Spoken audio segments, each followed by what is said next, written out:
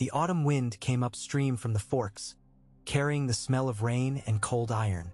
Robb sat his gray horse at the edge of a stand of alder and oak where the road narrowed to pass beneath a shoulder of rock. The light was a sullen wash through the cloud, flat as pewter, and the leaves whispered against one another as if they knew what men were about to do in their midst. Gray wind stood below the saddle, pacing, as if the wind itself had taken a wolf's shape to test the air and find what it was promised. "Again," Robb said, and his voice was low, the riders tucked in deeper behind the scrub. The great John spat a wet seed from between his teeth and rolled his shoulder like a man easing into a familiar shirt. Behind him, the mists off the water blurred the far shore, and the river kept up its quiet, endless speech. Caitlin was not far. She waited at a shepherd's hut they had found crooked and empty, with a thatch roof gone to seed and a hearth clean of ash. She had watched him mark the map and close his fist on the road where it cinched tight. She had kept her counsel until he looked up and sought it, then given it as though laying down one stone and then another on a path he must walk alone. "If you succeed," she had said, "you will buy us time we would not otherwise have had. If you fail, you will kill time with our own hands and pay for the dying." He had answered what a king must answer. "Then we will not fail." Now he looked down to the triple grooves his horse's hooves had made in the damp earth as they passed and repassed this place to make it seem full of traffic and then empty, and listened to the leaf breath and the river. His scouts had come pounding in at first light with a tale so wild it should have been laughter and wine, not cold bread and harder decisions. A wheelhouse with gilded ironwork and lions etched where every eye might fall, hooded as if a modest widow traveled within. The escort was small for any great lady, small enough a clever man might think to slip by the noisy business of armies. But clever men alone did not win wars, and the gods had blessed him with a dire wolf that saw what men missed. Gray wind lifted his muzzle and snorted. Horses far off and the faint jangle of harness, the kind of music metal makes when men forget to listen to it. Robb put his gloved hand to the back of the wolf's neck and felt the bending strength under the fur. It steadied him as surely as any oath. Theon Greyjoy drew up on his left, smile small and quick under rain-slick hair. He had been the first to joke softly that all the gold in the world liked to pretend it was iron on the road, but iron knew gold by the way it tried to hide behind velvet. "Remember," Robb said, not looking at Theon but knowing the grin was there, knowing the swagger of the shoulders. "Not a single arrow unless I call for it. We want the prize breathing." Theon rolled the word on his tongue as if seeing its size and weight. "Breathing. By the old gods, don't say more," the great John said, and then clamped his mouth as if to hold his breath in, too, big chest swelling under boiled leather. Other men shifted their weight, and the leather creaked like frozen branches. They were all wearing someone's dead father's armor now. It had gone that far. Hoofbeats resolved themselves out of the mixed hush. The standard at the head of the party came first, a red and gold flicker through the trees. Then the glint of a breastplate, another, and the wheelhouse itself. A poor woman's wagon, unless you looked at it long enough, and then you saw the fine, precise lines of something intended for a court's yard, not a country road. It had been muddied and dimmed, but its shape could not help but remember the hands that had smoothed it. The curtains were drawn against the cold, and the gilded ironwork was veiled with burlap that disguised nothing to anyone who had ever seen a barrel of good wine dressed as barley to avoid tariffs at a river toll.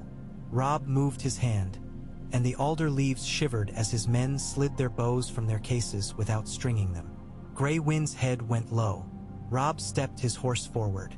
He had foregone any banner. A young man with no flag in a world of flags made men ask themselves which doubts were theirs and which were the gods' doing. "Ho, the road!" he said aloud, clear enough that they must hear him, not so loud he was shouting. The lead rider turned his head, and Robb saw the cheekbones under the helm and the set of the mouth. Not a peasant. No, not a hedge knight either. The kind of neat, fed hardness that comes on men who eat at the same table as great ones and unlearn how to be surprised. "Stand aside," the lead rider said, and his voice was the voice of a man who had practiced saying "stand aside" until all the times he had begged and been told no were beaten out of it. "This is the King's Road." Robb nudged his horse closer, and gray wind came with him as if roped to his stirrup. The wolf's paws silent on the damp earth. "I am king in the north," he said, and he did not raise his voice, and because he did not raise it, the men who had thought to move forward paused. "And this is my road." The lead rider snorted. Another man moved up. He had the good looks that go hard with good food. The fine, plump mouth of a man who would grow fat when he got older and forget why he carried a sword. It was his eyes that gave him away to Robb. They flicked to the wheelhouse once when they thought no one saw, guarding something he feared. Fear and duty were cousins that quarreled often but could not divorce. "Your Grace," the plump mouth said, and tried it out as if he found it sour. "We are charged to take a gilded wagon for a quiet ride in autumn." Robb finished for him. "I should ask to see your writ, but in this weather I will accept what I already know." He moved his knee, a touch, and the woods exhaled 30 northern men into the road. The plump mouth's eyes went wider. Robb saw him count in his head and knew the line of numbers would not end where he wished. "Open the curtains," Robb said, not taking his eyes off the plump mouth. "Let the air in for the lady. It smells of river and oak, finer than any perfume in the city." The lead rider set his jaw.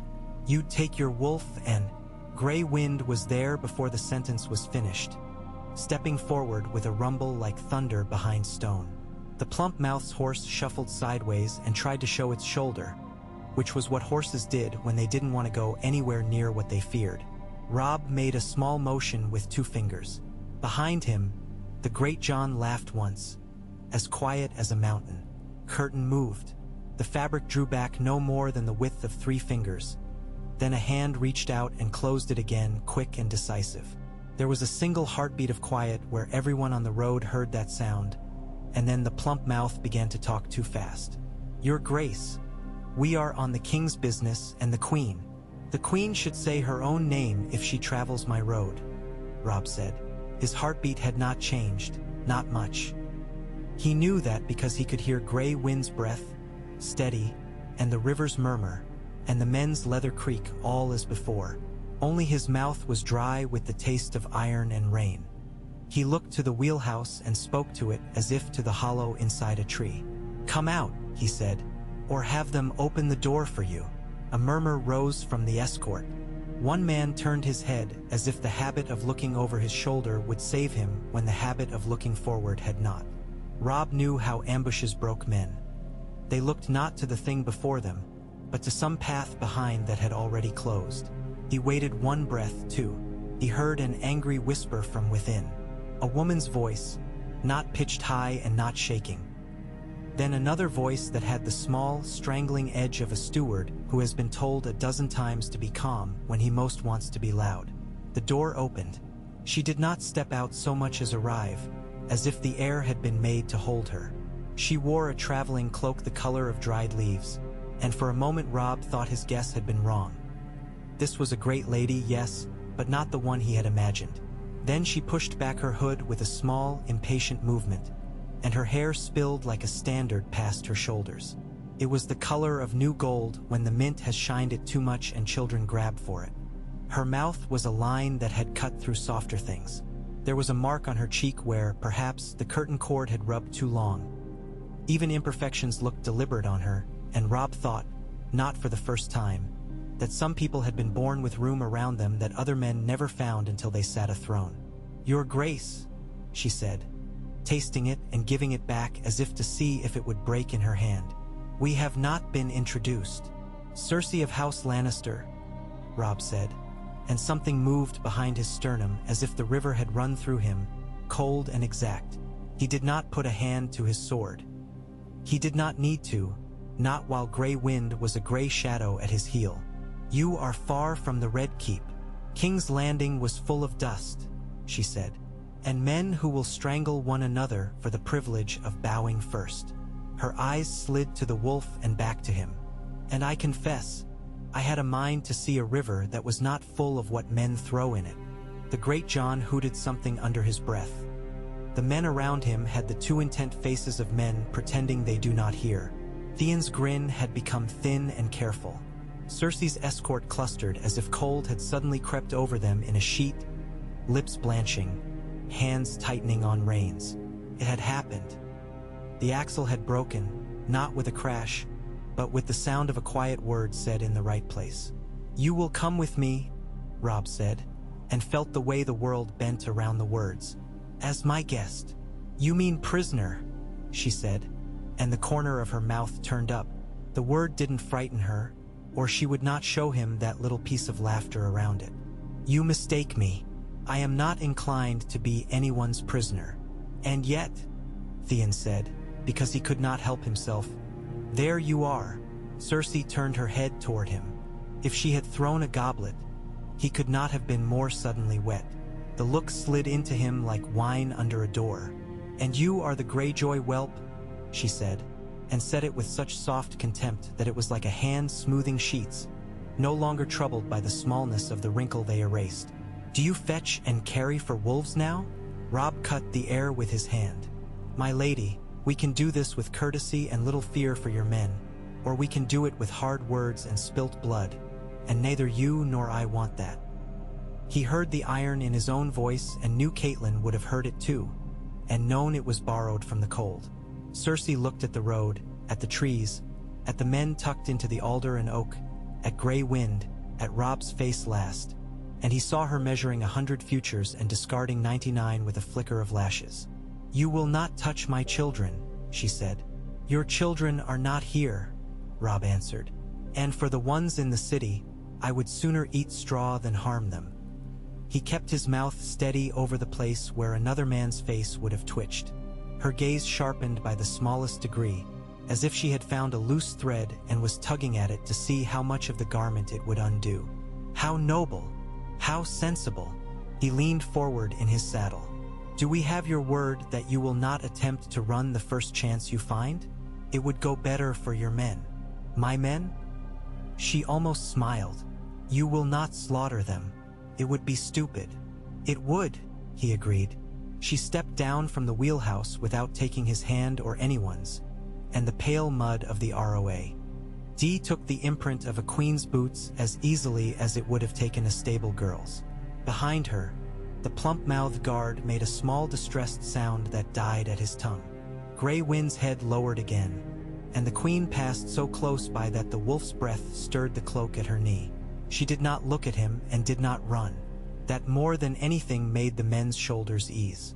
A thing was impossible, then breathtaking, then ordinary.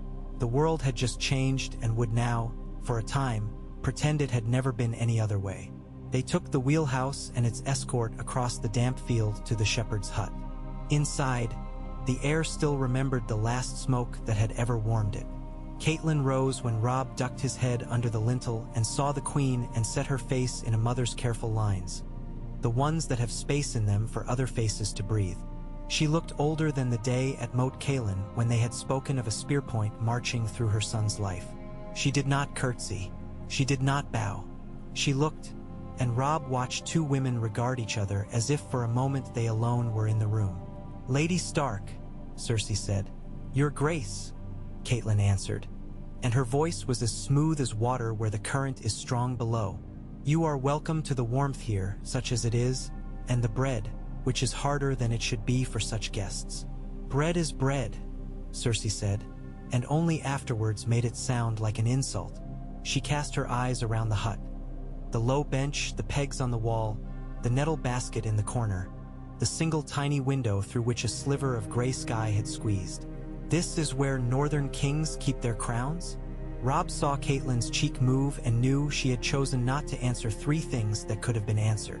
Instead, she gestured to the bench, which was the best seat the hut contained, and then stood rather than sit on the rough-hewn stool. In that small space of choosing, she put the queen in a place that was not quite the best and not quite the worst, and Robb saw that Cersei noticed and did not care. Or rather, she cared so much that she unlearned the habit of showing it. They ate the hard bread and drank thin beer because the hut had no wine and because some of the men would need to ride again with word of this to men who would turn words into choices and choices into deaths averted. Tywin would be in motion already on roads south of the river, every inch of his thought measuring how much a son's life was worth, and now how much a daughter's.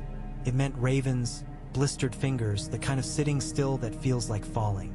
The great John wanted to crow at the roof beams, to pound the hut's single table, to throw a jest and see it come back like a hurled mace. Robb made himself take slow bites and chew. Grey Wind lay with his nose to Cersei's hand and did not growl. He watched her fingers the way a man watches smoke to know if it will become fire. Afterward, in the gray before evening, he went out and the world had drawn in closer. It had begun to rain at last. The kind that is more patience than weather, that thins the air to silk and threads it with a smell of green things sleeping. He found Theon under the trees, flicking water from a feather he had plucked off some unlucky crow. "You did it?" Theon said, low and marveling, as if any shout might break the world into the shards from which it had been made. "You have their queen." Robb took in a breath that felt cold all the way up behind his eyes. "I have our father's killer's widow," he said, "and the mother of a boy who will order 1,000 more deaths if we let him." He looked toward the hut where a candle had been lit. "Send the rides. One to the Rock, one to Harrenhal if he's there, and one to King's Landing. Send one to Renly's tent and one to Dragonstone. Tell them all, the queen is in our keeping. Tell them we will treat her as noble blood should be treated. Tell them we want to end this." Theon's grin faltered. "End? Before the roads are full of winter," Robb said. "Before the river takes horses by the knees. Before the men who follow us learn to taste killing." Theon eyed him. "Men learn quick. Look at me." "You are not a lesson," Robb said, and Theon laughed at that, startled and pleased. He sent them, then, riders with wax packets under their cloaks, ravens with ink that would bleed and still say what needed saying. In the shepherd's hut, he looked at the queen and saw a light like silver pouring through gauze. She had wrapped her hair in a scarf against the damp, and it turned her face severe and luminous, made you see the bones under the beauty. He wondered if Joffrey had the same cheekbones or if what he had were corners beaten into him by too many hands.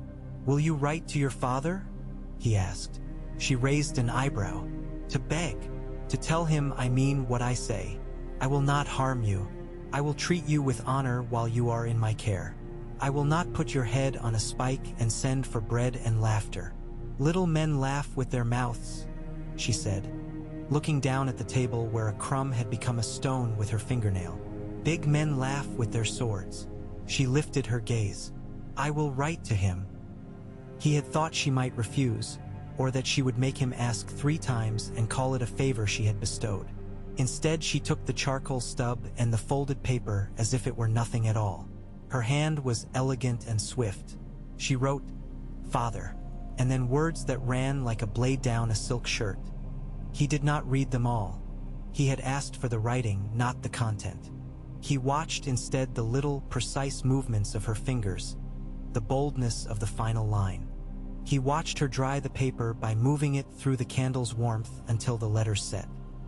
In the hours before dawn, he dozed on the bench and dreamt not of wolves or thrones, but of the smell of his father's cloak when he had buried his face. In it as a boy after a day of snow, it smelled of horse and clean with smoke and a cold so old it had no name. He woke with that taste in his mouth and gray wind's weight against his boots and felt young enough to cry and old enough to order men to kill in the same breath. Word came back as the morning widened. A rider from a hedge's shadow, skin wrinkled with rain, lashes clumped. Tywin had stopped his carts and his oaths in the same place and was sending ravens of his own. There would be no attack into the teeth of this news. There would be talk. Even a lion knew when a spear had found its ribs. The rider's horse trembled with spent fear. The man swayed when he tried to stand, and Theon gripped his elbow a heartbeat longer than necessary to keep him upright. From the south, 2 days later, another raven. The hand in King's Landing, small and dangerous as a knife slipped under table linen, wanted parley and safe conduct. Robb read the stiff letters, scored into the page as though the quill had been a bayonet. He thought of Tyrion Lannister's eye and let himself imagine, for a heartbeat, that he would enjoy the talk. Then he folded the page and went to find his mother. They will want her back. Tywin will foul his name and his gold. If he must, to buy her, borrow her, Steal her from our hands, Catelyn said. He will swear peace and mean it only until he can surround our patience and draw it thin. They will not dare move while we hold her, Robb said. And if they do not move, I can move the board myself. Catelyn looked at him with that careful, beautiful pain he had seen on her face since Winterfell, the kind that knows better than to hope too much. And what peace will you move? I will put out a fire, he said, the kind that eats through cities and coats men's tongues with ash. I will make them choose peace because they cannot choose to lose her. And when they have chosen it, I will make them eat it, piece by piece, until they forget the taste of blood. She lowered her eyes and touched the corner of the table where, 2 nights before, Cersei had made the crumb into a stone. You speak like your father, in a way he never got to. He sent for the Septon who traveled with the river lords and for a maester, though he trusted the river stones with his blood more than a man with a chain. He sent for banners but asked them to come on foot, without drums or boasting. He asked for a tent of plain canvas and had it erected in the damp meadow beyond the shepherd's hut, where the ground was high enough that men's feet would not sink and keep them thinking about mud instead of what they were saying.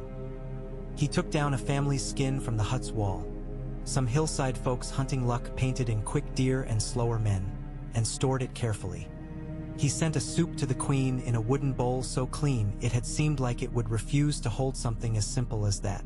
When Tyrion came, he came with courtesy nailed to his face as neatly as a sign on a tavern door. He bowed not too deeply and not too little, and his eyes ran over the camp like a man assessing a horse he might buy. You have my sister, he said when the first politeness had been exchanged and they were alone except for Catelyn and the wolf and 2 guards who pretended not to listen. You've had my brother. Do you want my father and me too? We could call it a collection. Robb saw Catelyn's mouth flatten, and a flood of old memory passed through her eyes. His father in the Godswood, the sound of the steward calling for the boys. He did not smile. Tyrion would take it as either an insult or an affection, and both would be true. I want the killing to stop, Robb said, and I want my sisters. He let the last word sit as if he had dropped a smooth stone into a bowl and waited for the ripples to show him the shape of the vessel. I will trade your sister for mine. I will trade your promises for my people's safety. And I will wring peace like water from a rag if I must. Tyrion's mouth twitched, and it was not quite a smile. My tyrant nephew has your elder sister in his gilded claws, he said, and did not apologize for the words. Your younger sister may be playing at ghosts in the city's gutters or maybe halfway to the fingers for all anyone knows. You ask me to move a mountain, your grace. You will move it, Robb said, and surprised himself with the quiet certainty in his voice. Because if you do not, I will move your sister somewhere you cannot follow. I do not threaten her life. I don't need to. What I threaten is the only power she has ever truly believed in. I will take her from the board. I will send her north. I will keep her warm and safe and forgotten.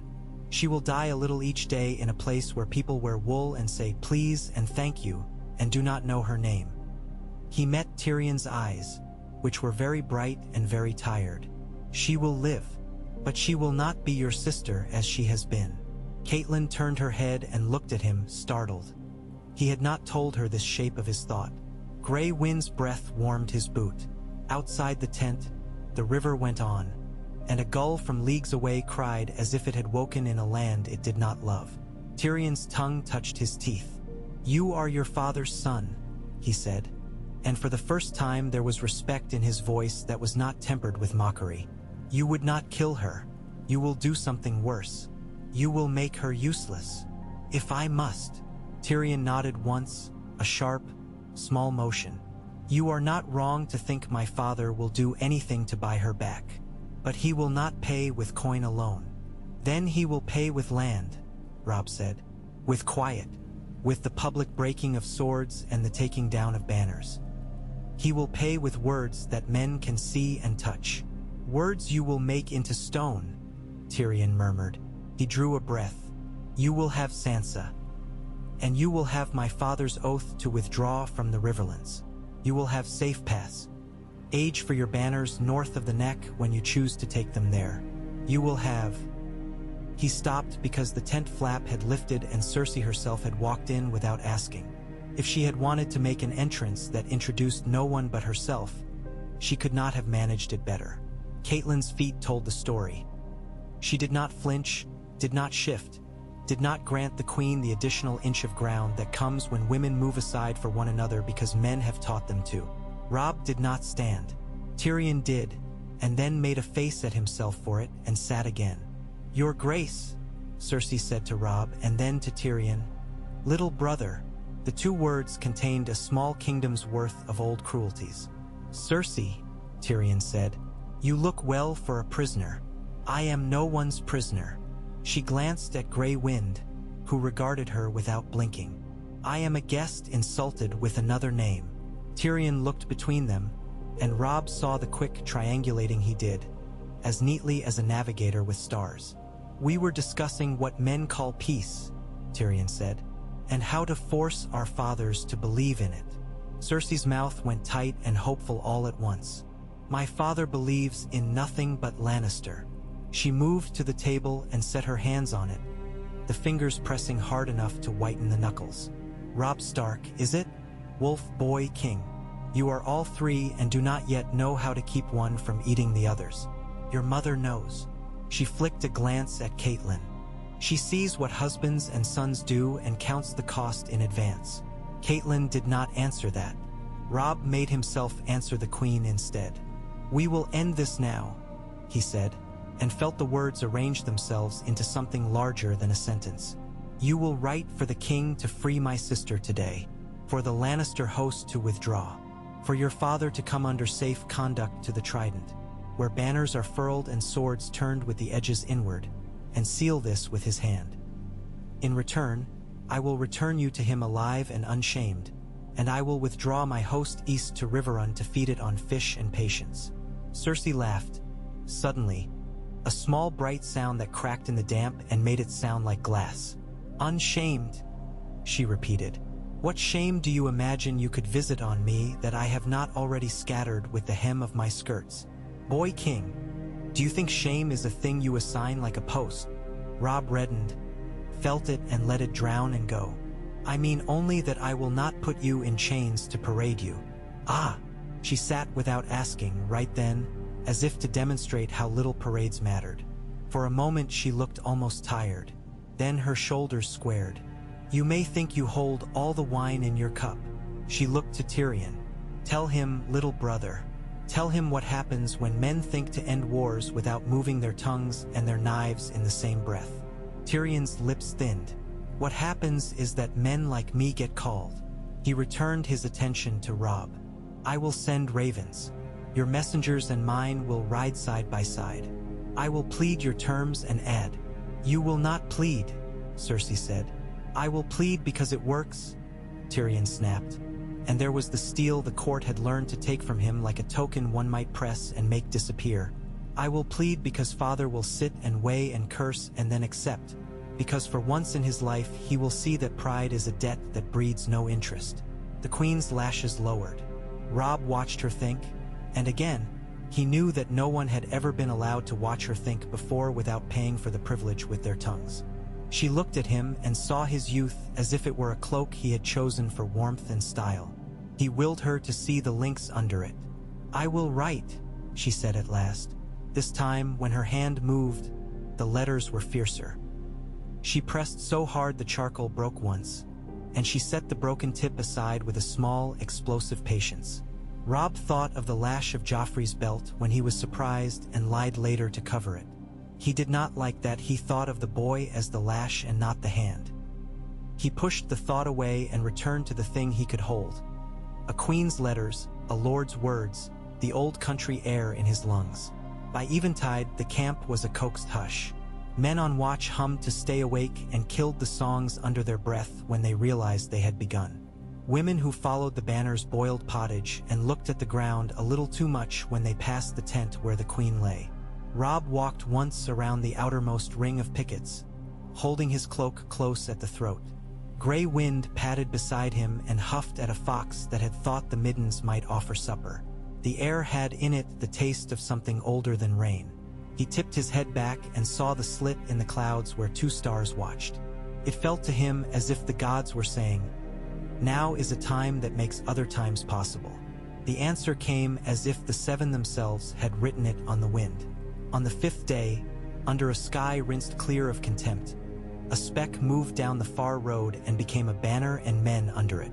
Tywin Lannister himself did not come. He sent his brother instead, a smiling jape of a man made out of hard brass and older victories. With him rode men carrying a chest so heavy 2 complained under their breath in the small old language that had nothing to do with gold and everything to do with backs. "Ser Kevin," Tyrion said to Robb under breath, as they watched the little procession approach. "The part of my father that doesn't need to be a father." Ser Kevin did not dismount until he was an arm's length from the tent, and then he moved as if even the dismount might be judged in some ledger. He bowed to Catelyn precisely low enough. He looked at Robb and set his face to the shape of the young man's titles without quite tasting them. He looked at Cersei and allowed himself the smallest exhale. Robb watched the exhale and knew more than any of the words that followed. Terms like coins passed hands. Sansa, pale and swan-necked and exhausted, arrived at noon with a woman who had been her nurse and now had the look of someone who had taught comfort to itself without expecting a return. Sansa put one hand to Robb's sleeve and held it as if it were a post in a flood. Theon stepped backward and let his grin fall away. Catelyn put her arms around her daughter and said nothing sensible, just her name over and over as if the name were bread. Cersei watched. She did not look away, not once. She did not call out.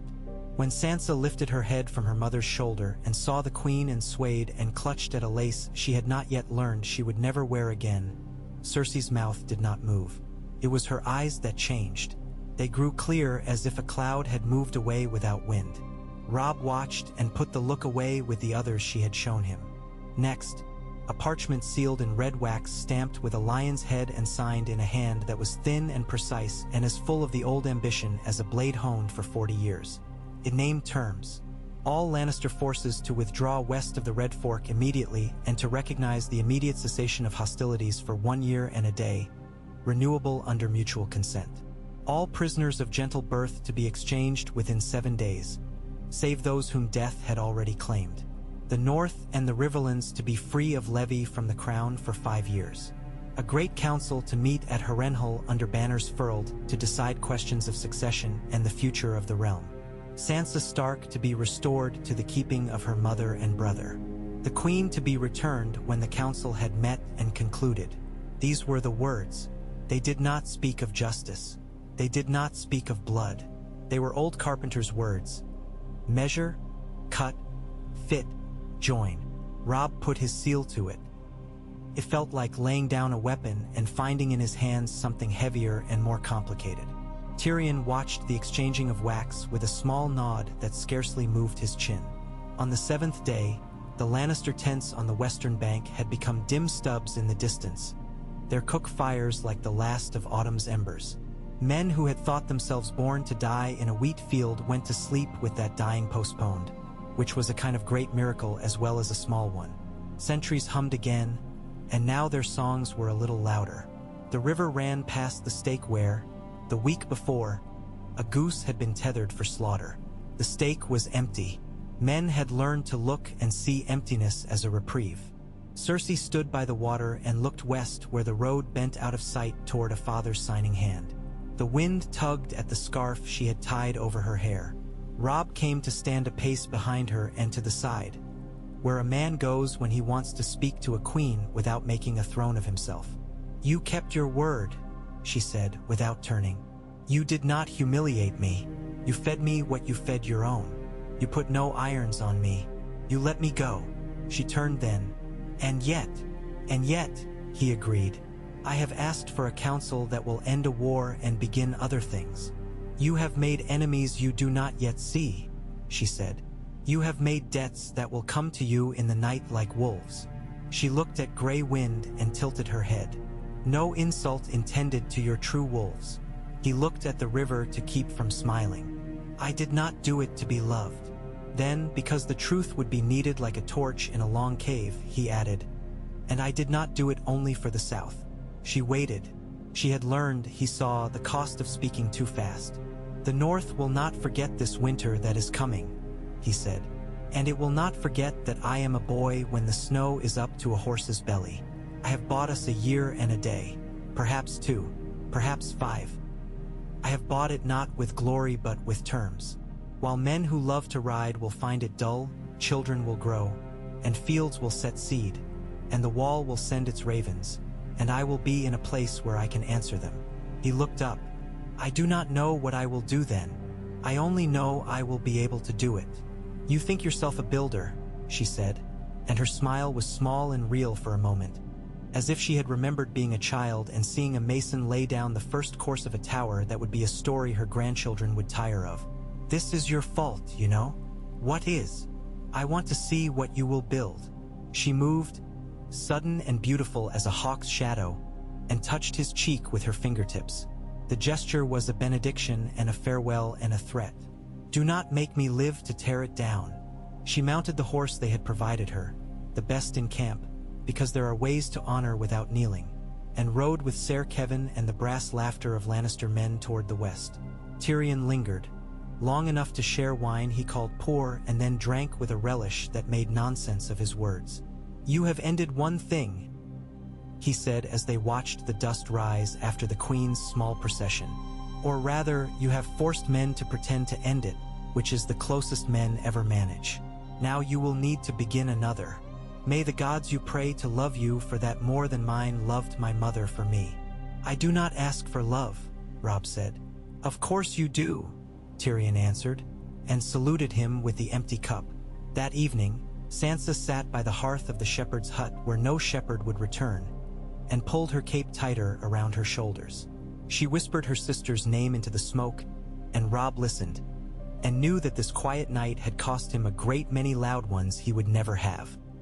Catelyn stood behind her and let her own head bow at last, just enough for the tears she had kept for so long to fall into her own hands where no one but you.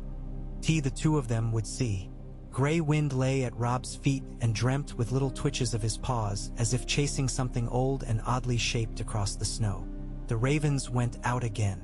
They flew to Dragonstone with a letter that spoke of a council, and to the Reach with the same, and to the Iron Islands with words the sea would sneer at and remember anyway. Men who had called themselves kings looked at their campfires and the faces around them and counted allies and possible betrayals like stacks of coins. On the appointed day, beneath the ruined scowl of Harrenhal's melted stone, the great council met. Banners came furled as ordered, and trumpets stayed like sleeping snakes in their bags. They came by river, by road, under pale skies that seemed to crack and brighten and darken by the hour. Lords who had lost sons brought their sons' cloaks and laid them over their shoulders. Priests and septons and a single silent brother stood at the edges of things and watched with the holy patience of men who forgive what the gods do not. From the north, Robb came with a small company and his mother and sister. From the west, Tywin arrived at last, his face as carved and sure as a man who had scraped the age out of himself one shaving at a time. From the city came men who were tired of hiding and tired of strutting, often the same men in the same skins. There were speeches. Old men whose voices shook spoke of customs remembered and customs invented yesterday under the pressure of fear. Young men spoke too easily about future glories. Stannis Baratheon sent a letter that might as well have been a sword laid on the ground, its edge pointing without apology. Renly sent smiles and a pavilion big enough to be a house for 3 families. The Martells sent silence with their eyes in it, and the Tyrells sent cakes with their wiles under the sugar. The thing itself was done in less time than any of them would tell their grandchildren. The oaths were spoken, and the parchment carved with ink and wax, and the old creaking agreement of men who know they do not forgive but must proceed as if they have. It did not decide who would wear the iron chair. That battle had been postponed, moved to a field where words were spears and alliances the horseflesh that might not break. It did decide that for a year and a day, no one would draw steel against another with a claim to be king. It did decide that the rivers would be allowed to reflect only sky and geese, not banners, and that the roads would be permitted to carry women to market without being wise to who had declared himself dragon or lion. Cersei sat beside her father, neither crowned nor humbled. She watched men measure one another and saw that her son's name was a knife put on a table that no one picked up and no one dared throw away. Her eyes slid to Robb once across the ruinous air.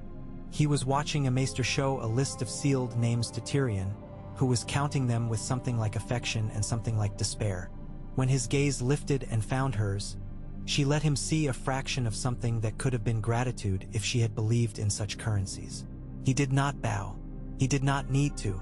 When at last the words were said and the oaths made and the men who had traveled so far began to think of which way they would sleep that night with so many enemies encamped like neighbors, Robb walked the broken hall and touched with his gloved fingers the stone that had melted when a man who called himself king had thought he could sear forever into the world with fire. The stone ran like old wax, and his hand came away edged with dust. "You have done a thing," Catelyn said beside him. Her voice was gentle in his ear, and it did not sound like triumph or warning. It sounded like a mother laying a blanket over a sleeping child, knowing the night is long and the wolves are real and the fire burns low. "So have they," Robb said, looking across the hall where Tywin stood with his brother and his son and watched men watch him. "We will see whose thing endures." Catelyn made a small noise that might have been a laugh or a prayer or both. "It is not as you pictured it when you were a boy," she said. "No horns. No line of men kneeling." "No," he agreed. "It is better." He looked at the shadow the melted wall cast and at the long scar of light in it. "It will give me time." He did not say for what. He had a list and it changed with every breath. Time for the snows that would come down from the fells and carve the north into something that could survive anything. Time for men on a wall too far away to be real to most of those he had spoken with to send word of something not made of iron at all, something older and colder. Time to make a peace the small folk might carry like bread in their hands. Cersei departed the council to the west with her father's wheels grinding and his oaths packed away like well-handled tools. She rode a white horse that had been a gift to her in the divisive way gifts can be, and smiled without mirth at men who bowed and at women who looked quickly over their shoulders to see if anyone saw them looking. At the river crossing she paused, turned, and found Tyrion already looking at her, as if he had known she would stop.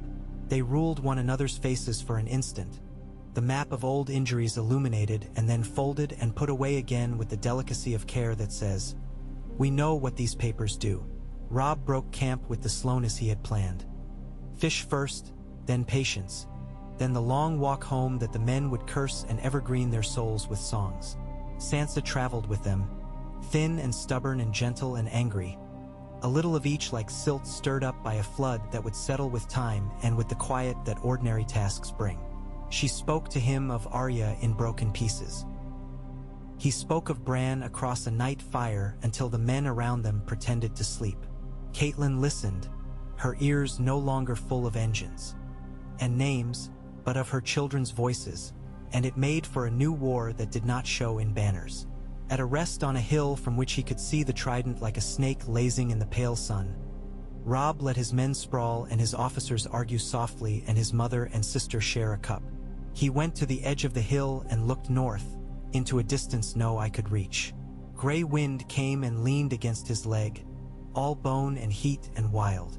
Robb put his hand on the wolf's neck and felt the steady pulse like a drum under fur. "We ended it," he said softly. The words plumed in the cool air and went nowhere that mattered, and still, saying them changed him. "Now we begin the next thing."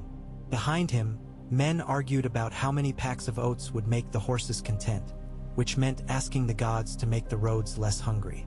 Ahead, a line of geese crossed the river and left in their wake a disturbed shimmer that would be gone in a quarter hour as if it had never been. He looked to where sky met earth and found only a thin, exact line of nothing and everything. He lifted his chin to it and breathed, and felt the world take his breath and give it back. The wind came like a messenger up the hill, smelling of water far away and of the old, clean cold that lived where men feared to go, and he smiled without showing his teeth. Somewhere behind a row of hills, a raven beat its wings toward the neck, toward a man in black who would read a letter and send 3 more, because that is what letters are for. Somewhere west, on a road where the dust had lately learned to settle, a woman with hair like a story stared down at her hands and did not tremble, because trembling was for other women. Somewhere at sea, a man who had always wanted to be a storm stared at a gray horizon and inhaled and tasted the weight of what had been postponed and what had only begun. Evening came down softly. The campfires opened like eyes and blinked and then settled to steady gazes. The men sang louder now, and some of the songs did not require courage to finish. Sansa slept with her mother's hand in her hair, as if the old mornings at Winterfell had returned and would be laid away in a chest for the nights when the wind bullied the shutters and made the house talk to itself. Theon fell asleep snoring with his arms crossed defiantly, which was a boy's way of saying he was not afraid of sleep. The great Jon rolled his shoulders like a man easing into a lover's arms and lay down on his cloak and laughed once at nothing. Robb sat with Grey Wind and the map of the northern roads and the list of things he did not yet know. He marked the places where bridges made sense and the places where ferrymen would need to be persuaded and the places where the trees would have to be left to their own old nightmares. He did not mark the wall. He did not need to. It was in him, white and certain and far. He folded the map and set his palm on it as if to weigh it down against an imagined wind. For a long time he listened to the talk in the camp and the talk in the trees and the talk of his own blood. When he finally lay down his head on a rolled cloak and closed his eyes, he dreamed of neither throne nor crown. He dreamed of a spring day when the river was full and impatient and the willows on its banks were the color of sunlight filtered through a child's hands. He dreamed of a place where iron had forgotten to be iron, and then he woke long before dawn to the sound of hooves and men whispering and a bird that had mistaken starlight for morning and begun too early, too bright, and smiled into the dark because already the world was asking for the work he had bought for it. In the north, snows were coiling up in the old hollows. In the west, a father touched his daughter's cheek for the first time since she had been caught and let his hand fall after a heartbeat, as if it had remembered something unpleasant in the touch of flesh. In King's Landing, the smell of the river did not improve and men jostled for places where their words would sound like judgments and not like guesses. Between these places, in the low lanes where ordinary time lives, women washed shirts that smelled of smoke and men stacked firewood and boys and girls looked at the road to see if it had changed and could not say if it had or had not. The War of the Five Kings had ended or learned to wear a mask that would pass in daylight. It had put on its trade clothes and gone to market with its purse tucked in and its knife in its boot and its smile ready. Robb woke to that smile on the world's face and answered it with work. He broke camp, called the names that must be called, tied down what must not shake and mounted.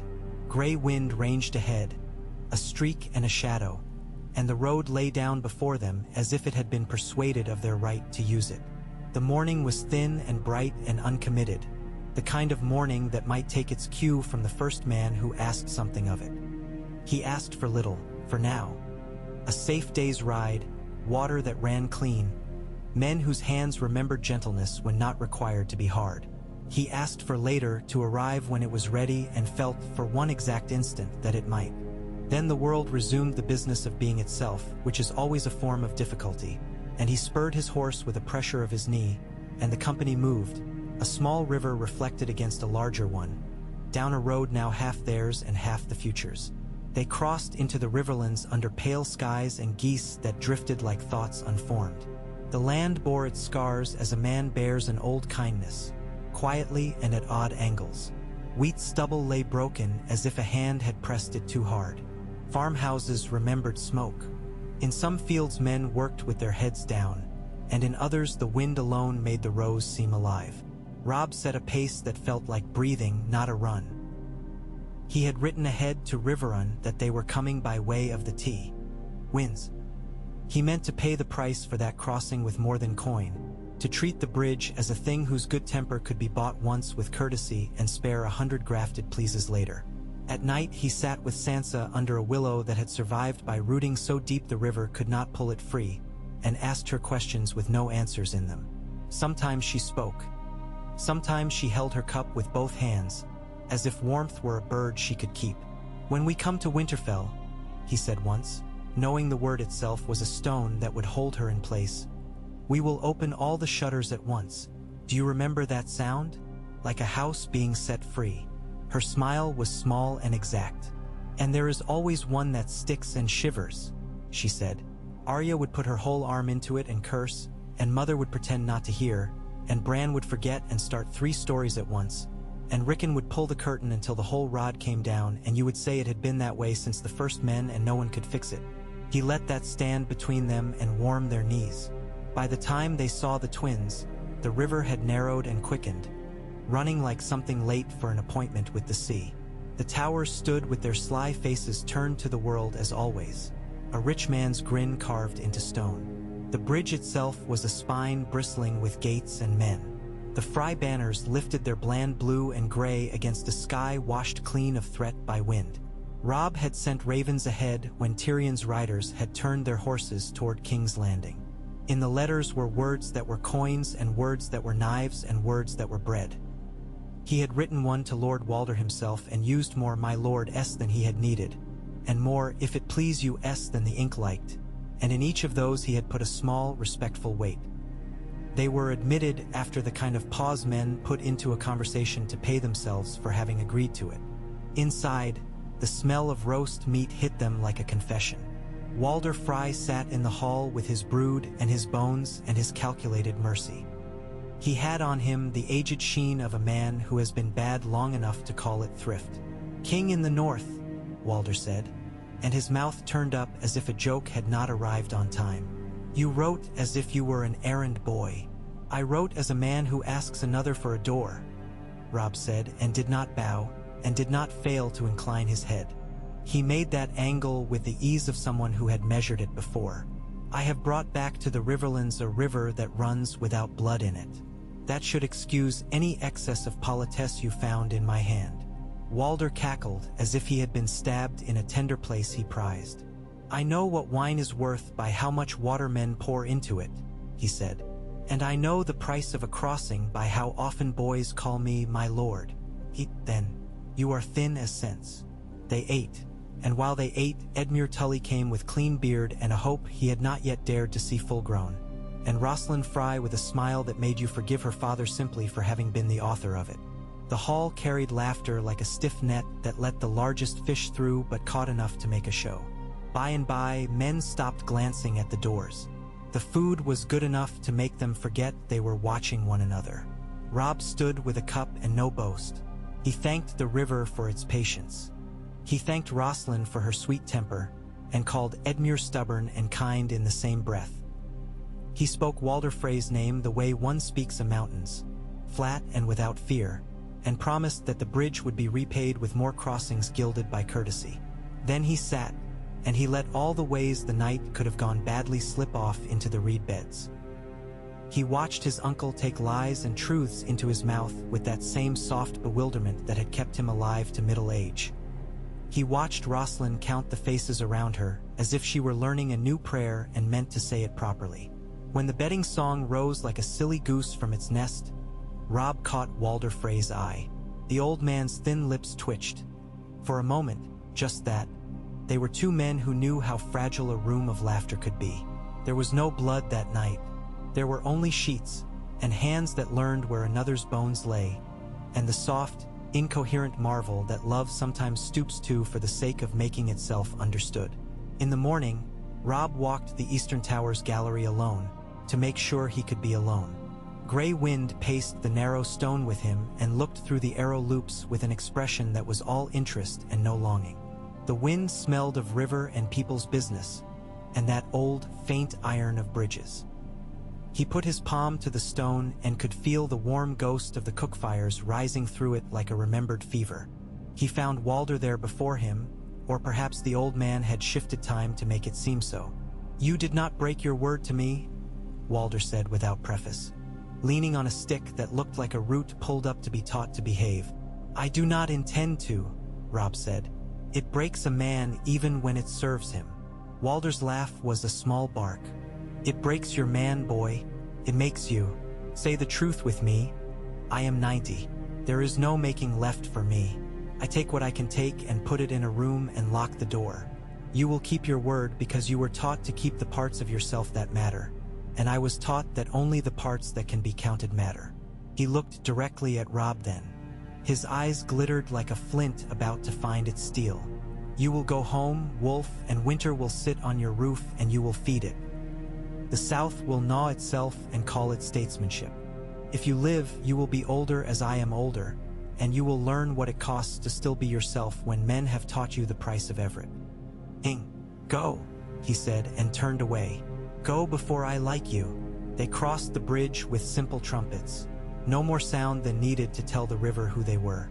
The Fry men managers watched from their galleries and counted heads, and some of them smiled at Sansa without meaning to and then looked guilty about liking a pretty thing so bruised and so proud. On the northern bank, the air changed as if seasons had taken a single step together.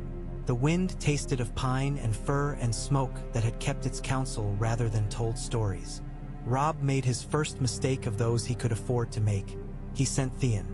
He knew it while he said it, but there was no other way to measure that particular loyalty but to lay it on the scale and see which side sank. Take this letter, he said, putting the folded parchment into Theon's gloved hand and covering it with his own. Give it to your father yourself. Tell him what I cannot put into words without making them cheap. Theon's grinning bravado had been easy when they were boys and easier when they were first in the field. Now it did not fit him right.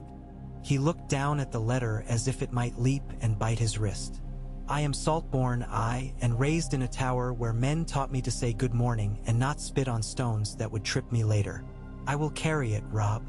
You will carry yourself too, Robb said. And you will choose on the road home and then again when you get there and then again on the road back. That's how these choices are, I think. Theon laughed at that in real surprise. You sound like a septon poured wine. I sound like a man who wants Winterfell to be made of more than timber, Robb said. He squeezed Theon's arm the way boys do when one of them is going where eyes cannot follow. Go! The sea took him. The Iron Islands received him with the sullen complicity of a family that has never decided whether to love a son or make use of him. He would write later to say that the sky over Pike is always low even on clear days, and that the smell there gets into your hair. They went north with the restraint of men walking among known altars. The land rose and fell under them like the breathing of a sleeping thing. When at last the towers of Winterfell stood up through the gray, a handful of fingers reaching for a distant fire, Sansa's breath stopped in her throat and she made a small panicked sound like a mother bird whose nest appears after a storm where she left it and in the same position and yet not the same. Robb did not speak. The air around him had grown fragile. The gates opened. The yard breathed. Bran came at a run that was not a run at all and yet had that urgency. He moved like water finding its old path, with a staff and Hodder's huge patient shadow falling around him.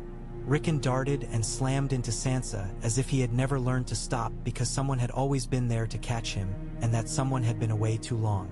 Catelyn made a noise that had no place in halls and only in arms, and then she and her daughter and her two small reckless sons were a tangle of winter furs and summer hair and old tears. Robb stood in it as if he had stepped into a god's dream and dared not move lest it wake and be done. Later there were rooms to open and cloaks to shake and kitchens to bless and fires to be coaxed to life. Maester Luwin stood with ink on his fingers and his face and looked at them all as if the sum of a life could, after all, be counted like coins. Girls home. Boys taller. Men returned. Osha moved with the careful presumption of a servant who does not ask to be thanked, only to be asked to do more. The ravens muttered like old men in the rookery and made promises they had never kept. Gray wind raced the walls and the wind in his hair looked like the breath of something older than Winterfell, older than stories. And at evening, under the reddening light that remembers the gods even in men who have never spoken to them, they went to the godswood. The heart tree stood as it had stood when their father had knelt there and taught 4 boys and 1 girl what patience feels like when it finds a seat. The carved face said what it always said and did not say anything. Robb put his hand on the trunk and felt the slight, impossible shiver that men who love trees call sap and men who love stories call some other word to keep themselves from bleeding. He did not pray aloud. He did not need to. The weirwood knew the shape of his thoughts because it knew the shape of the place they had grown. The letter from beyond the wall came at morning so cold the water in the ewers had a thin lid on it that broke like glass when you disturbed it. The bird was gray and ragged and angry, and Maester Luwin had to use his whole hand to keep it from savaging Sansa's lip when she took the tube from its leg. She brought it, and Robb read the tight black strokes that spoke of the fist of the first men, and what had been seen there, and what had not survived, and the cold that had nothing to do with the season. The letter's hand was the old bear's, and its voice entirely new. It did not ask. Told. Robb felt it first in his teeth, as if the north wind had chosen to speak through them. Then he felt it in his belly, as if a younger version of himself had been told a story by old Nan and not laughed to be brave for his brothers. He looked at Caitlin. Her mouth tightened and then set. "You bought time," she said. "Spend it." They called the banners not with trumpets but with bread. Men came to Winterfell from Carhold and Bear Island and the White Fox country. They came with everything they could spare and everything they could not, and stood in the hall with snow melting on their shoulders and spoke slowly for the sake of listening to one another speak. They did not talk of the South except to say that while men there had forgotten winter's name, it would be remembered here and kept from tyranny. To each of them Robb said the same th and g. "We go to the wall as to a funeral for those who will die if we fail, and a wedding for those who will live if we do not." He sent for Wyman Manderley of White Harbor with a letter that mentioned nothing of feasts and everything of ships. He sent to the hills for men who fished with their hands and knew the color of ice by its sound, to tell him where a man could hide 1,000 women and children, and where 1,000 men could attack and not fall through and leave their bones to be counted by the next season. He sent to the rills for peat, and to the neck for crannig wisdom, and to the smithies for men who could be taught to set dragon glass into spearheads without breaking more than they made. Word came back that Lake Long had frozen to its old far edges, and that a fox had been found sleeping in a herrick with a woman's old shawl in its teeth, as if the past were cold and the fox had been saving it for warmth. From the south came 2 ravens on different days, one from Tyrion, round-handed and dry, saying that he would press the small council to send men and grain to the wall and call the time spent glory. The second, 3 days later, from the king, in a simpler, more childish script that had been guided by the hand of a scribe who was probably sweating, promising that men of the crown would do their duty in due course. Robb folded the second and slid it into the hearth. The first he put with Luwin's receipts for oats. Theon's letters were a string pulled taut over weeks, and then slack, and then taut again. He wrote to say his father had laughed. He wrote to say his sister had not. He wrote to say a storm had taken 12 goats from a cliff because the goats had thought themselves waves. He wrote to say he would come home. He did not say with whom. He did not say whether he was carrying a pledge or a plot. Robb moved like a man invited to a dance. He did not want to attend and could not refuse because the house he stood in was his own. He reviewed the men whose names his father had taught him as a boy and found those names had grown flesh and worry and scars. He sat at the long table and listened to the Karstark boys' talk come back from the dead through their father, thin and gnawed. Lord Rickard Karstark's grief sat next to him like a man who has been made a lord of nothing. Robb did not look at Roose Bolton when the man spoke. He listened with his head half-turned, as one does to a whisper one knows is not meant for him and may yet be true. Roose's eyes had the humor of a cat waiting by a hole in a wall too neatly made to have rats in it. They left Winterfell with smoke rising smooth from the chimneys and the knowledge in their bellies that they would see it again. Not because the world promised anything, not because the gods had made some agreement with time, but because they would make it so with their hands. The snow began 2 days north of the last river, fine and steady, the kind that pockets sound and saves it for later. The men marched quieter without being told. Their breaths were like the ghosts of better cooks. Gray wind vanished and appeared again. And when he came back his fur was jeweled and his eyes alight with the old anger that was not against anything living, but against the moments when life forgot what it was. At the wall, the first sight of it crushed talk like a hand over a mouth. It rose as white as memory, as harsh as oath, as indifferent as mountains. Robb stood below it and felt himself made to size, and found that it did not make him small, only exact. Here was the measure of need. Here the world announced the terms in a voice without breath. The gates opened with the old, scraping, heart-stopping reluctance of a fortress that has learned too late to fear. Men in black came out, their cloaks stiff, their faces unbuoyed. Jon Snow was among them, his hair with bits of frost in it that made him look prematurely gray. For a moment each boy saw the other as he would have it 10. A boy with a stick, a boy with more hunger than impatience. and then the 10-year-old stepped back into the bodies of men. "You look like our father when he had not yet learned how to be careful with laughter," Jon said, and Robb took the jab and the gift at once and held it close. "You look like him when he stood in the godswood and did not move until he had finished being still," Robb said. They gripped forearms with the dry slap of leather. There were words after that, the kind you must say when men around you need to know what men who trust one another sound like. Then they went inside and spoke the shape of the situation in what seemed like enough quiet and was not. Ghost came like a pale decision from a dark corner. He and Grey Wind circled the room as if to rewrite some old agreement between their kind and men's. When they had found it scribbled and torn, they each lay down in their own patch of floor and closed their eyes in concert, as if to teach the rest of them how to trust a room by example. The old bear, Jeor Mormont, received Robb with the courtesy of a man too tired to dissemble and too honest to require it of others. "We lacked fire," he said without apology. "We have found fire. We lack salt. We lack time. We lack a season that will not come even if we pray as we have not prayed before. We lack an understanding we never thought we would need. You have brought men. I will not ask how many. I will ask how many will live if they go where I will send them under my watch. As many as the gods take and as few as my wits can spare," Robb said. "Good," Mormont said. "Then we will begin. They do not come as your stories tell it. They are older than your stories or younger in a way that age cannot measure. They are patient as ice in shadow, and they are quick as knives in candlelight. They do not fear men. They know us now as a colony of ants, and they have sent their massive foot to see what will become of us under it. They laid out the defenses like lovers who been taught to be shy.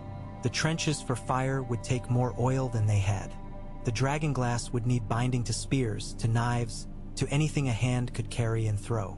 The smiths set up their hammers and struck their first notes on metal with an eagerness that surprised them. To make anything good enough to stab an old secret was to make for once with a purpose that could not be discounted. From White Harbor, blunt-inked and smelling faintly of fish, Wyman Manderley wrote to say he had commandeered a merchantman bound for Old Town and filled it with black stone and men with hands clever and hearts too nervous to be properly called brave. He would send more. He would send timber. He would send flour if the gods stopped drinking it out of the rain barrels, and if the gods did not, he would send beer. He would send sons if he could not send fat.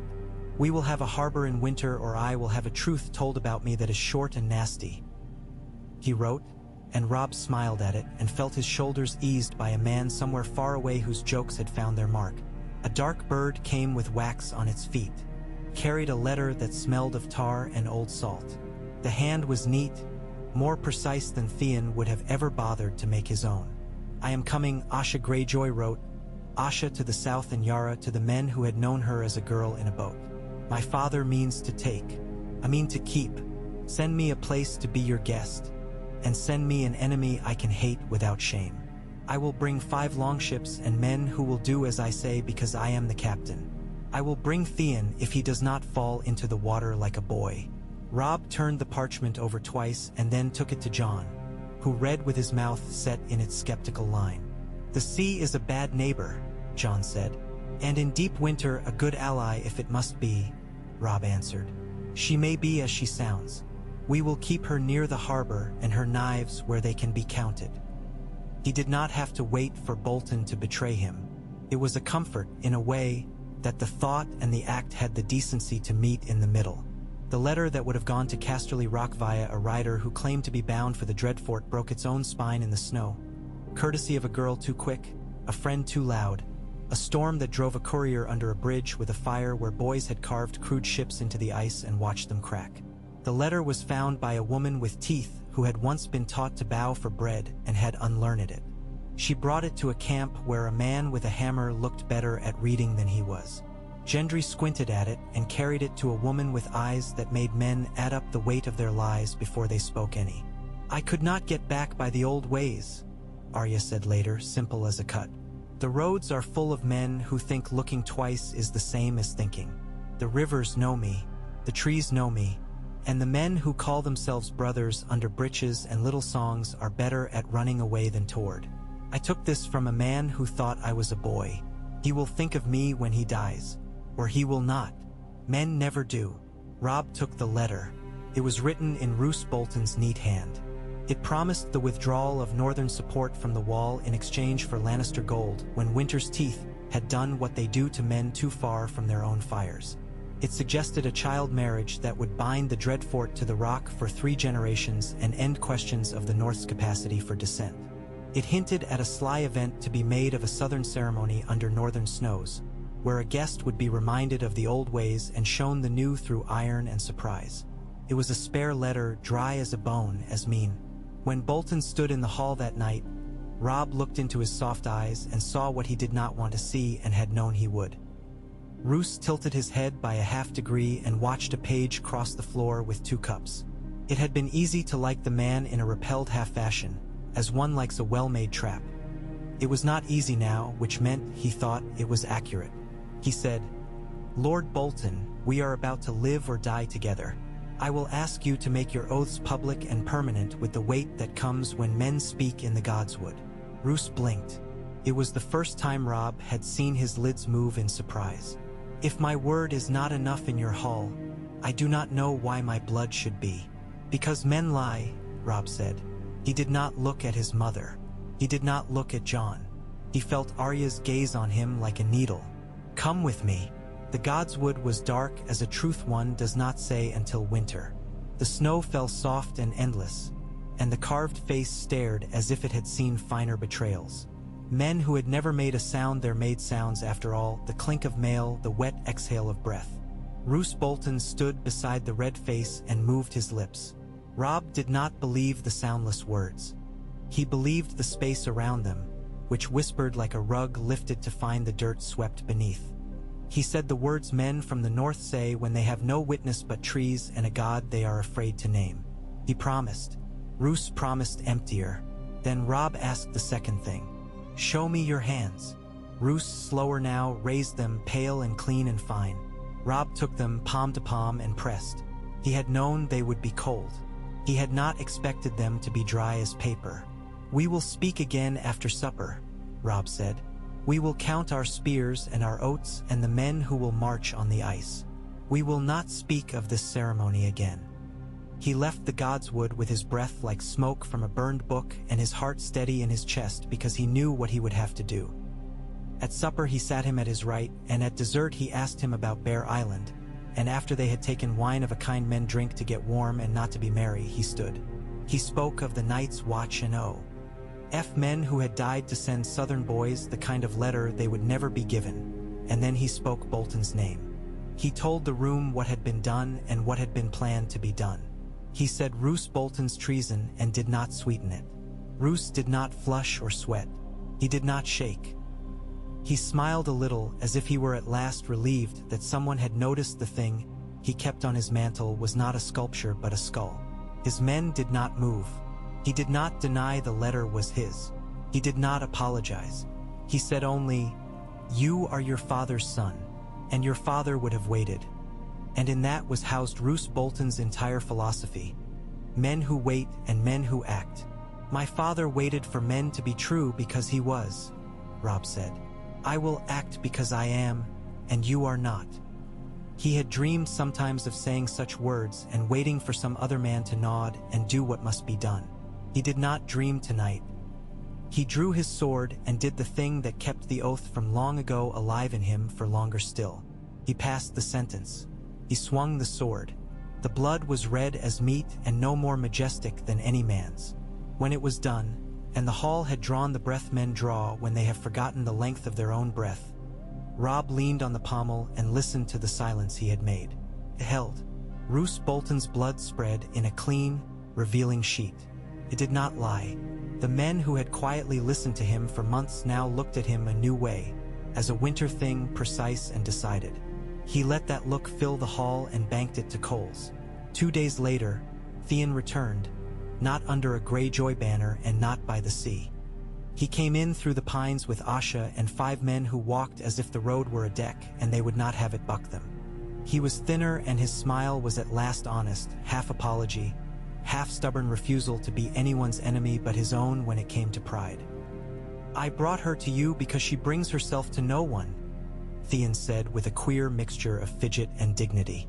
Father meant to take Deepwood Mott. He meant to take Moat Cailin as men mean to take a cough. He laughed at me and sent me to laugh at you. Asha made him laugh less. 2 nights ago he walked the rope bridge in a storm to prove to us he could. The rope had an idea of its own. Theon's mouth twitched. Grief, relief, the old hunger for approval. All these shining then receding like fish beneath ice. She is Lord now. She comes under truce. She comes because she knows what men who call things theirs do when the sea thinks otherwise. Asha stood with her hair bound in a salt-stiff knot and her cloak full of weather. Her eyes were a clear, seawater green that had been washed of coyness long ago. I came, she said, because the things in the dark do not care whether I drown raiders or rescue women from a burning house.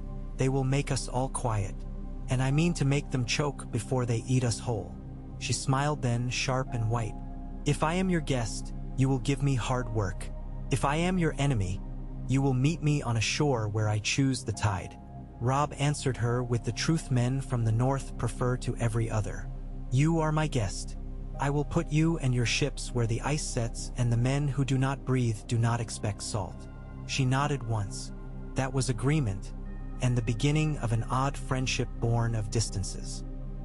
He put her men under the command of a white harbor captain who had been called boy too long and was not about to disappoint anyone who called him man. The work was a litany. Trenches dug, filled, covered. Dragonglass fused to halves. Ravens sent. Peat cut. Bread baked.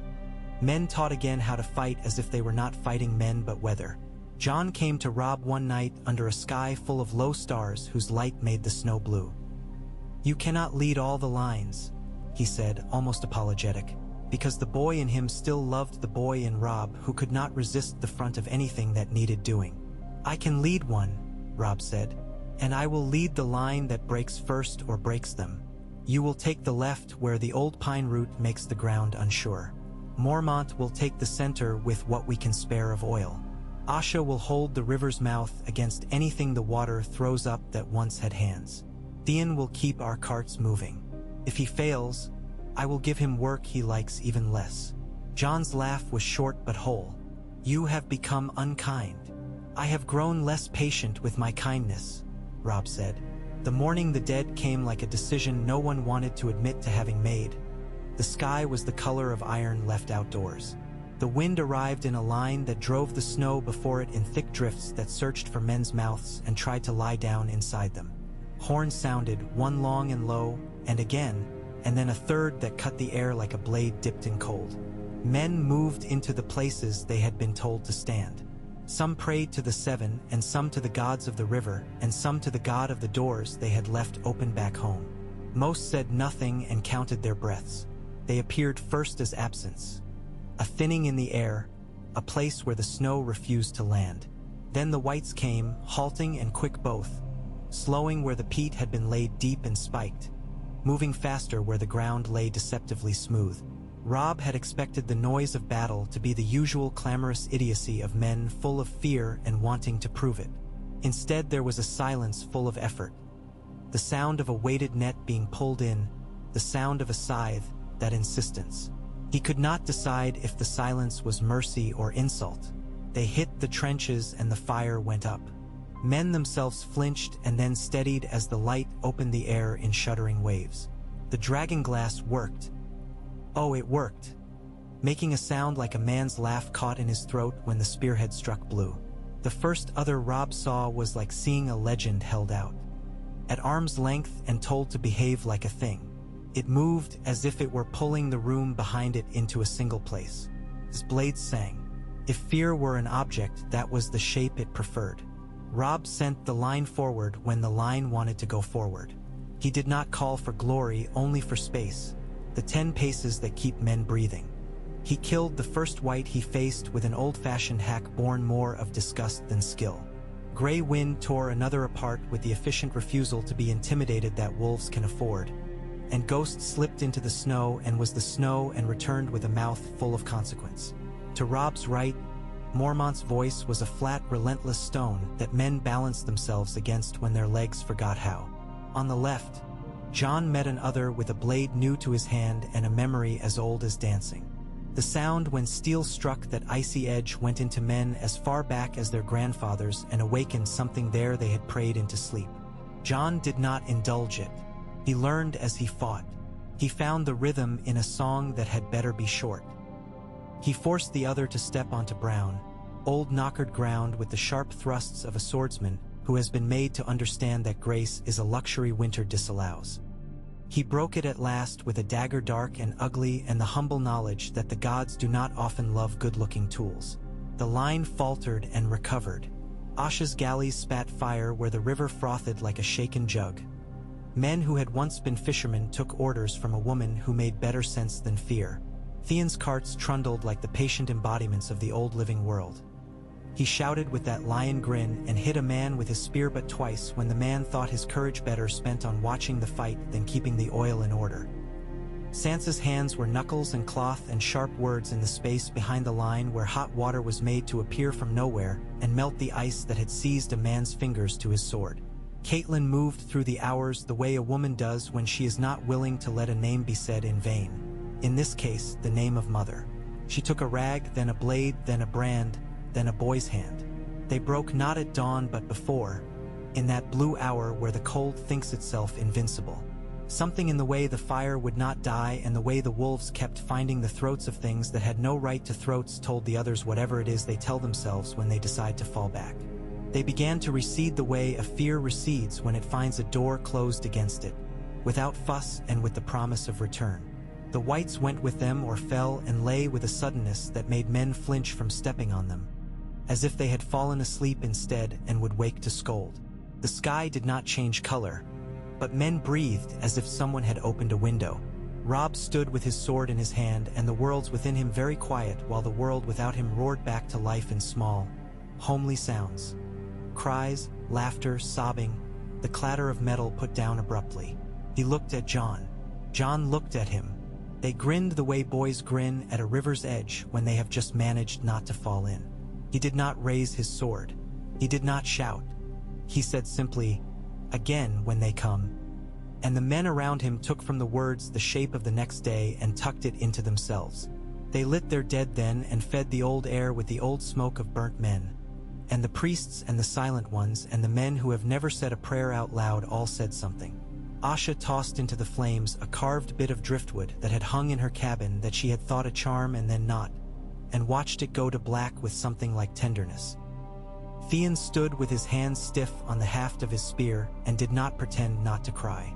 Sansa gripped her mother's fingers and watched the fire until the shapes inside it were too much like the shapes in the old hearth at Winterfell, and she put her face against Catelyn's shoulder and faced them anyway.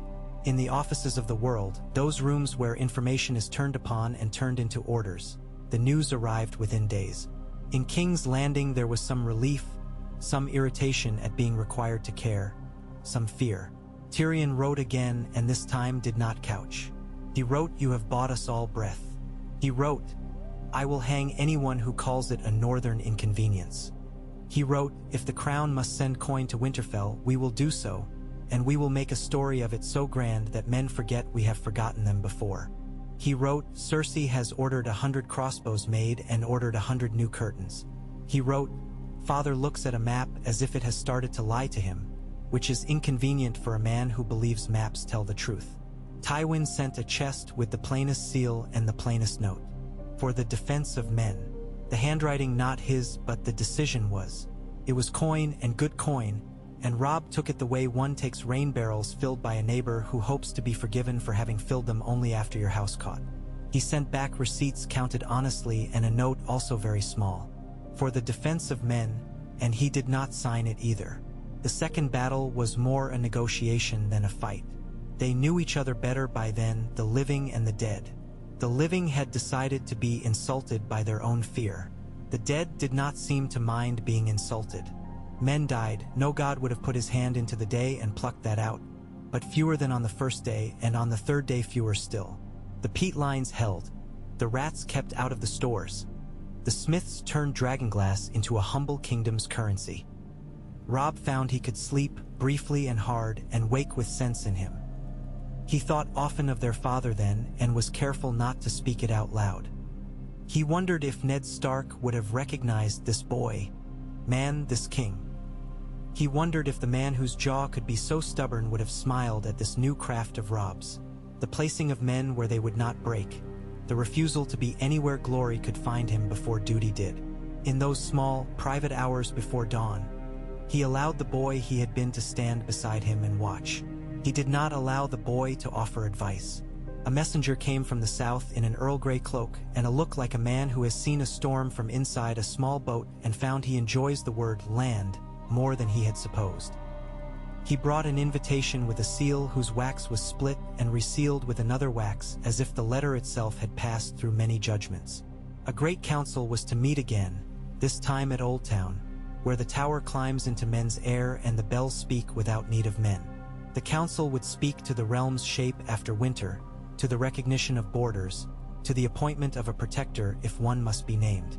In the margin, in the little spare hand that always made Robb smile despite himself, Tyrion had written, "If you do not come, they will draw the map without the north end."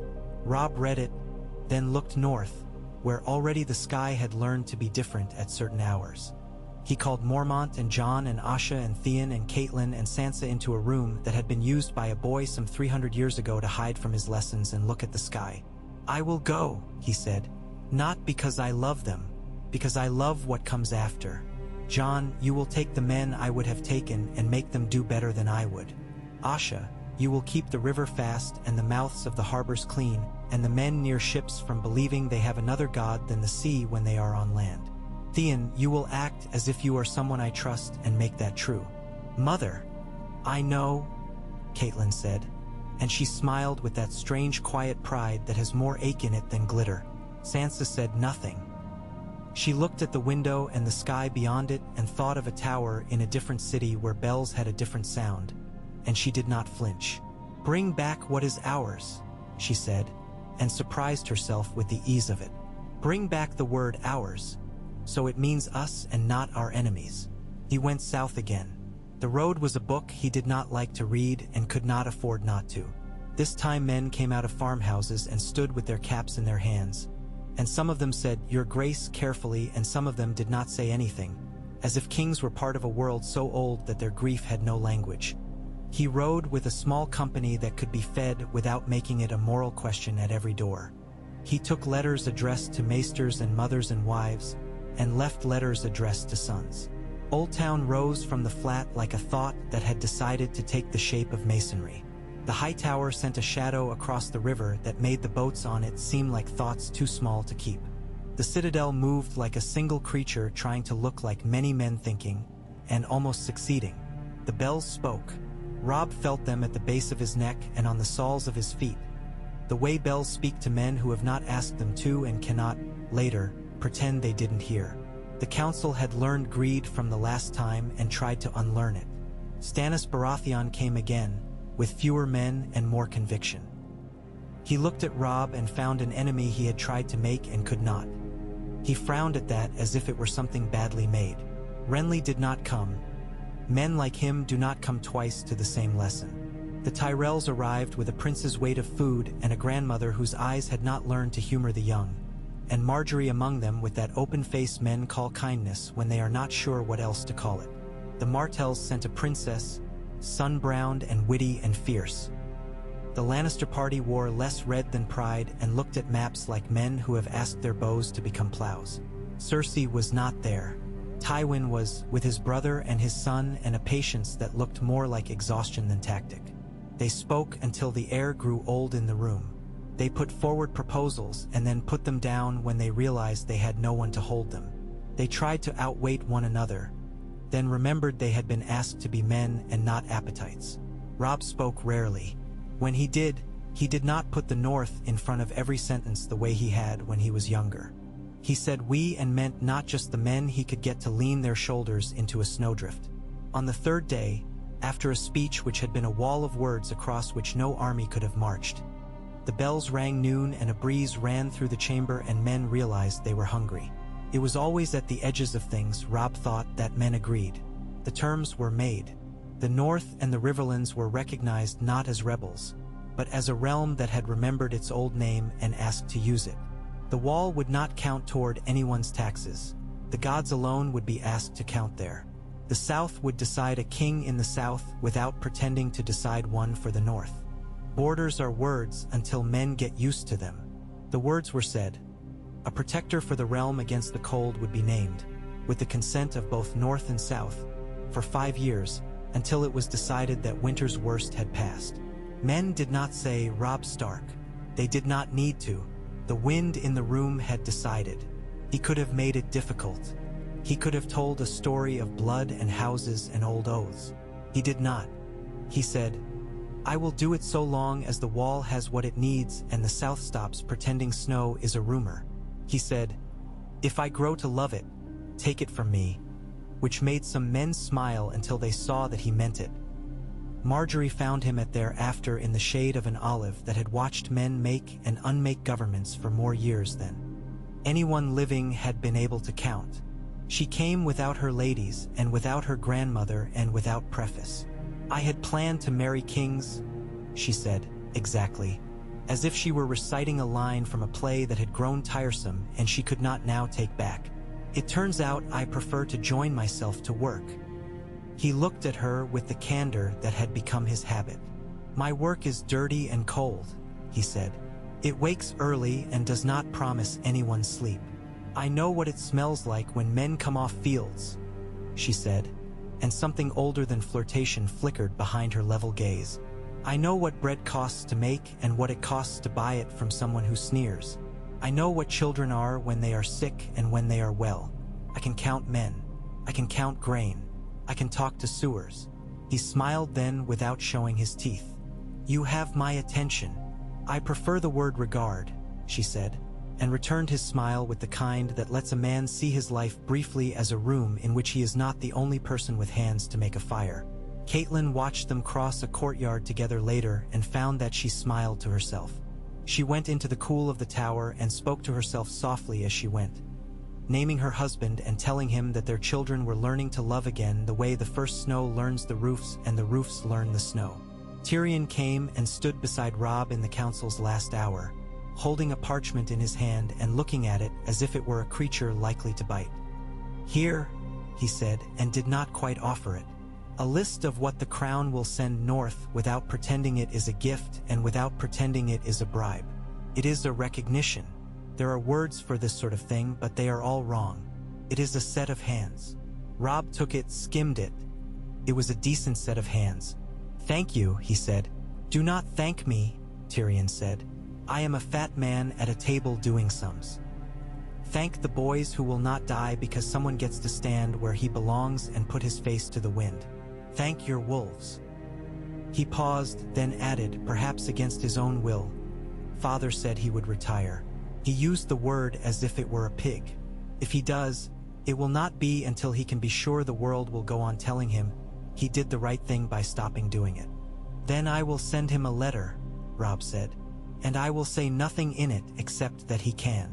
On the road north again, through fields that were beginning to forgive feet, Robb rode with fewer men. He had in his saddlebag more papers than he had ever thought a king could carry and call himself a man.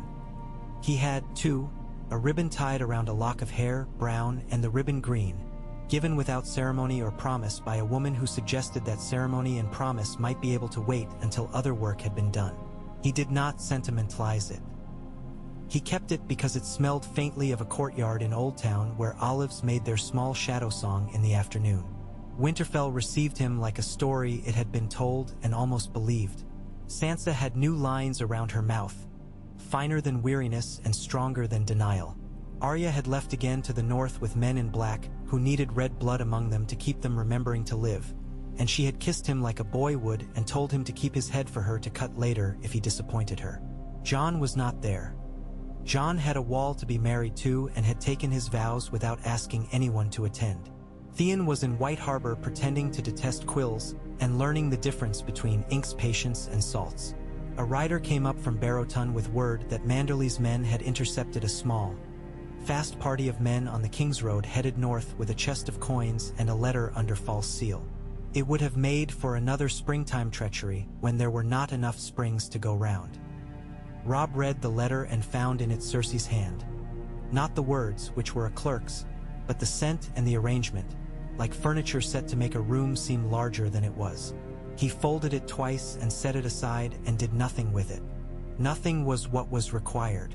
Sometimes surprising men meant not springing at all.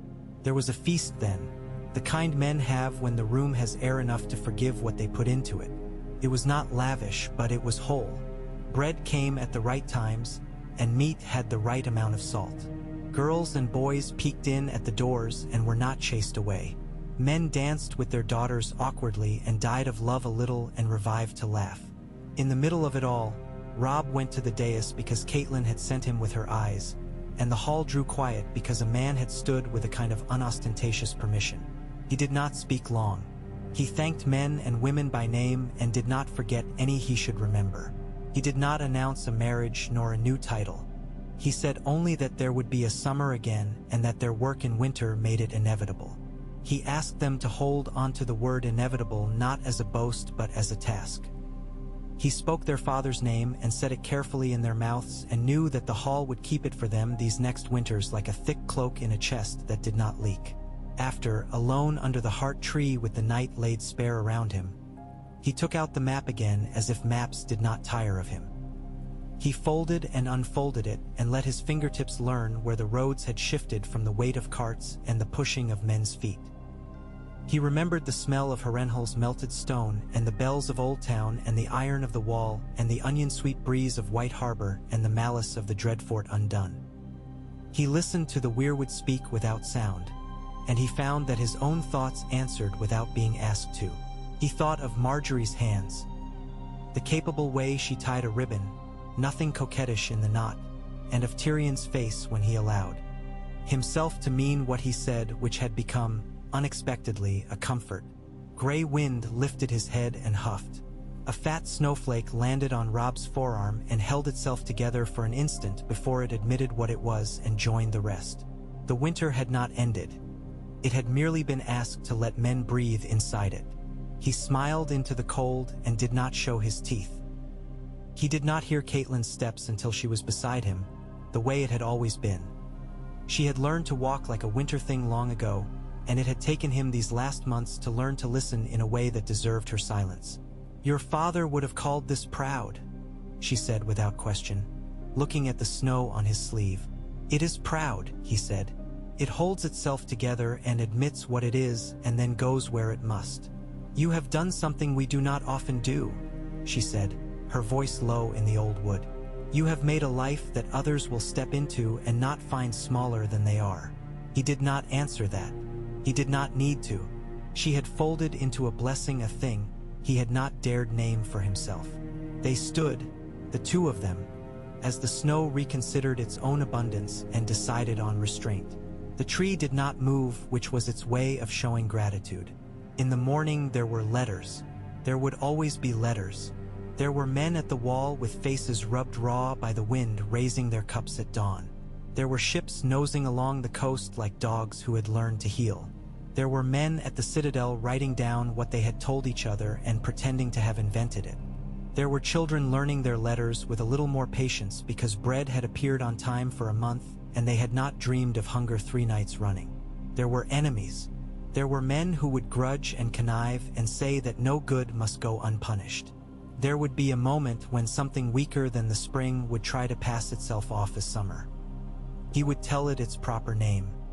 He set his seal to a page that asked for lamp oil and to a page that made a boy a lord of a cottage because his father had been a good man in the wrong place at the right time, and to a page that promised Old Town that when the last of the winter stores had been kept and counted, the North would send down cheeses that did not know the taste of hunger.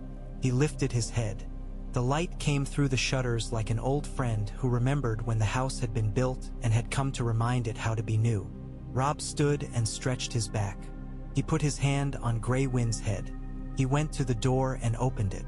The cold spoke to his teeth. He breathed and felt the air he had bought move in him and change into something men could use. Across the yard, boys were fighting with sticks and shouting names at one another they had heard in the hall. Mormont, Karstark, Greyjoy, Glover. A girl snatched a stick from a boy who had not used it well and showed him how to stand so as not to fall at the first shove. A cook came out into the yard and cursed and laughed and threatened to feed them burned porridge if they did not keep their screaming short. Robb watched a while. He did not correct their stances. He did not make speeches. He let the world be the small difficult thing it is when it is good. Then he walked out into it, and men set down what they were doing for the moment it took to call his name and make it mean not only a person but themselves. He nodded. He did not waste their time. He went on. They would say later, men who had found their old age waiting for them after all. That winter had thinned and spring had not yet dared, and the new king had built a bridge out of that between two shores he would not let drown. They would say that the wolves had run with the sea for a season and the sea had not minded, and that men who had been enemies had found there were worse things to do than work together. They would say, unpoetic and proud, that their sons and daughters had lived.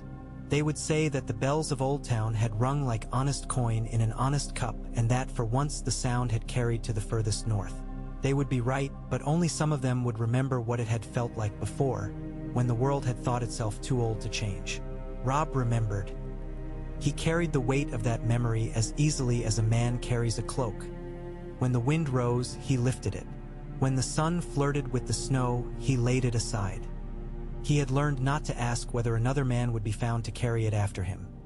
He had learned to make, with his hands and the hands he was allowed to order, a world in which someone would step into the space he left and find it the right size. There would be a day when he stood again at the wall and looked out across the old sameness and saw the new line where the world would stop troubling itself to be a killer and start to be itself again. There would be a day when he stood in Old Town and saw the bells' ropes draw down upon hands which were not trembling. There would be a day when he sat under the heart tree with a little boy who listened the way men listen when the person talking has not betrayed them. For now there was this yard, this cold, these letters, this wolf. This smell of smoke that did not hold any ash of houses. This woman, his mother, moving through rooms and making, with a touch and a word, a home of a fortress. This sister, two sisters, one home and one away, and both like a hand he did not have to see to know it would be there. This brother north where men say vows that make them harder and softer at once. This friend who smelled of salt and had decided, with that brittle, grateful arrogance, to be good. For now, there was breath and bread and a sound from the kennels that was very like an old, contented world rolling and settling. He lifted his face to that thin, honest light and did not close his eyes. He did not need to. He could see what was coming with them open, and he found it good.